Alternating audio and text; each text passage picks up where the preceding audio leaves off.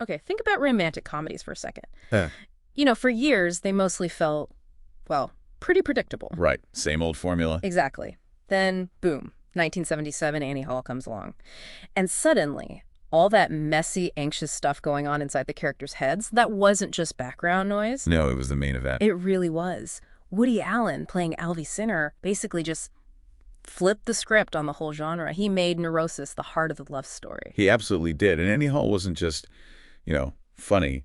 It felt incredibly honest, almost painfully so at times, Yeah. about the anxieties we all have about relationships. And the awards definitely reflected that. 4 Oscars, Yeah. including Best Picture Director, Original Screenplay.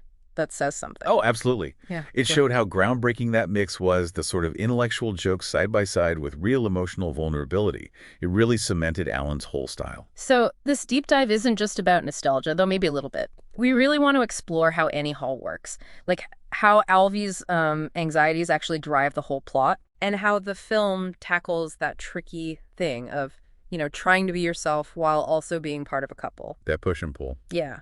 And also how it finds these moments of real meaning in just ordinary, everyday life stuff. And of course, we have to talk about some of those classic lines. And it's amazing how relevant it all still feels, isn't it? That inner struggle with anxiety, trying to keep your own identity in a relationship, finding something profound in the small things. Totally. It's timeless stuff. Annie Hall just tapped into something really universal there. Okay, so let's start with that first big idea. Neurosis being the engine of the film. Alvie Singer. I mean, he's like a walking, talking bundle of anxieties. Oh, completely. The hypochondria, the obsession with death, the constant fear of rejection or just not being good enough. Yeah. It's all there. And the film throws you right into it from the start, that opening monologue at the comedy club. Right. Ending with that joke. You know how to detect a neurotic. His son isn't really his. Yeah. It's funny, but it immediately tells you everything about Alvie's mind. These quick, kind of absurd thoughts, always analyzing himself. Exactly. You get right away that this story is filtered through his very specific, very anxious viewpoint. And then there's the way the film itself behaves. Alvie constantly stepping out of the scene, talking right to us, the audience. Like that moment where Annie's having an argument and he just turns and says, "What is it?" "I'm sorry, but the truth is I don't fully understand women." Yeah. It's like he's giving commentary on his own life as it happens.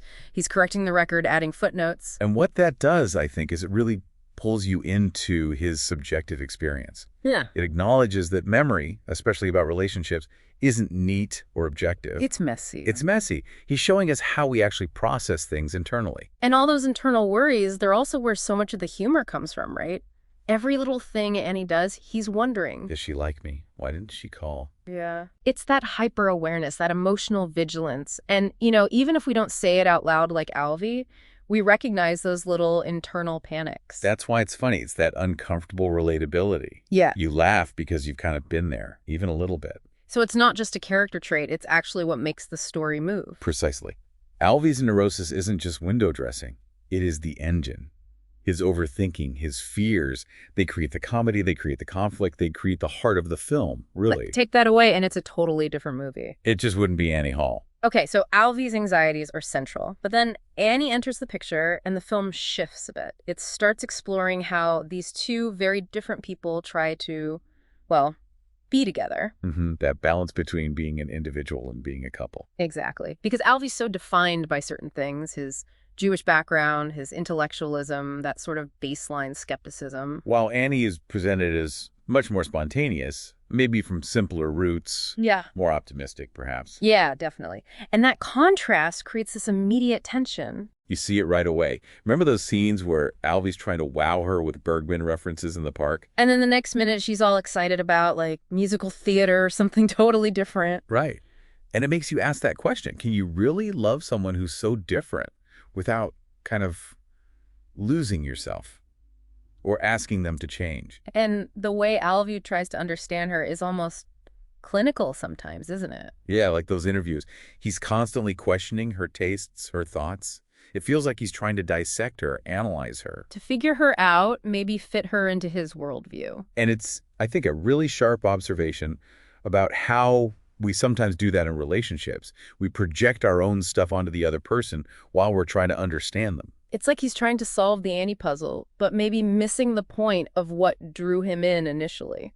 That's a great way to put it. It highlights that challenge. Yeah. How do you truly connect without trying to categorize or maybe even subtly control the other person? The film seems to suggest that maybe that intense need to analyze comes from his own fear of the unknown, of just letting the relationship be. Could be fear of vulnerability, maybe? Okay, so beyond the couple dynamics, Annie Hall is also amazing at finding significance in just the everyday, the That's little moments. Oh, definitely. Like a walk, arguing about vegan cheese, I think you mentioned. Yeah. Even going to the dentist becomes this moment for reflection. It elevates the mundane, doesn't it? It turns routine into a kind of dramatic stage. Yeah, like that scene, I think you mentioned it earlier, where Alvie's on a date, but he's completely distracted by flashbacks of old arguments. Right. It shows how our present is constantly layered with the past. Life isn't just moving forward. It's this rich, jumbled mix of memory and experience. And the film's tone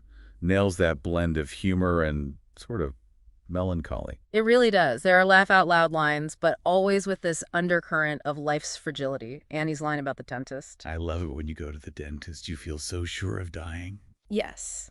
It's so dark, but also kind of sweet and funny in its delivery. It's like, okay, let's just laugh at these big, scary things together. That quote is perfect, Annie Hall.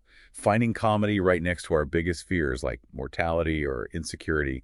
It's about acknowledging them, connecting over them. So when you boil it all down, what's the film really saying about the meaning of it all? Well, I think it suggests that maybe you look for these grand answers, but the real meaning is found in, human connection, even if those connections are flawed or temporary. And messy. And messy, and shaped by all our quirks and anxieties. That's what makes us human, the film seems to say. And that brings us back to some of those unforgettable lines. Alvie just lays it out there. Life is full of loneliness. Everyone's going to die alone. So blunt, but honest in his view. But then you have Annie's counterpoint almost. Honey, I know I'm kooky, but you're so corny it's like we're made for each other. It's like an acceptance, isn't it? Celebrating the weird fit. And Alvie on dating danger zones. The most dangerous place for me is a coffee shop with good music and few people. Huh. Because there are no distractions. Yeah. Just raw vulnerability. Terrifying. And then the lines that frame the whole thing. Annie at the end just simply, I had a good time. That's the main thing, isn't it? Such a simple yet profound takeaway. And Alvie's final monologue, reflecting on it all. I don't know what it's all about, but if I had to go through it all again, I guess I would, just without the hope that it would last forever. Wow. Yeah, it's about valuing the experience itself, knowing it won't last. That bittersweet quality again. It really captures the whole film. So, wrapping up, Annie Hall, it really showed that comedy and deep emotional honesty could exist in the same space. Absolutely. Woody Allen took Alvie's very specific anxieties and somehow made them reflect something universal about our own insecurities. It makes you think maybe those things we see as flaws or neuroses are actually part of what connects us, what makes us human. And the Alvie-Annie relationship itself becomes this kind of laboratory. Yeah, a laboratory of shared identity. Two people trying to connect, getting it wrong sometimes. It's interpreting each other. But finding moments to laugh together at their fears anyway. Mm-hmm. And that's why it still resonates, I think. It's a masterclass in filmmaking, sure, but it's also just a really insightful look at life. It shows that humor and looking inward aren't opposites. They can actually help us understand ourselves better. It leaves you thinking, maybe neurosis isn't something to hide. Maybe it's just the map of who we are. And maybe sharing that map, laughing at the weird parts with someone else, maybe that's the most real kind of connection there is.